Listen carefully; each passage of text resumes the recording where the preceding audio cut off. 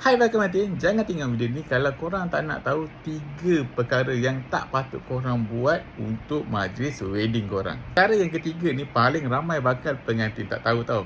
Jom tengok video ni sampai habis. Yang pertama adalah tetamu. Apa benda yang korang tak patut buat adalah jangan invite ataupun korang tak patut ajak tetamu ataupun saudara ataupun kenalan yang korang dah lama tak kontak. Kedua ni selalu juga bakal pengantin buat tahu apa dia adalah hantaran untuk wedding korang.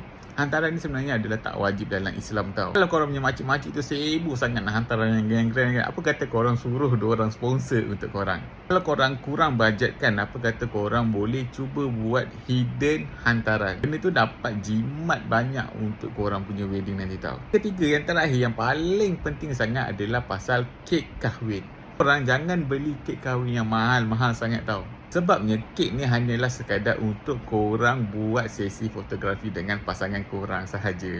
Korang beli je kek tu ikut kemampuan korang. So benda ni pun dapat jimat korang punya kos untuk wedding nanti.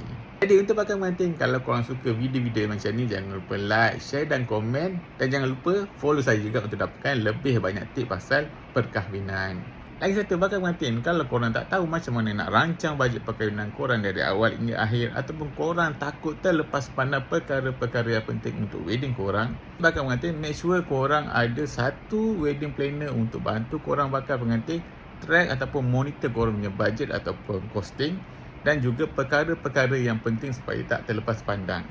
Saya ada sediakan satu template bajet untuk bantu korang semua bakal pengantin. So macam mana dapatkan template tu? Korang boleh cari dekat ruangan bio saya sekarang. Jumpa lagi nanti. Bye-bye.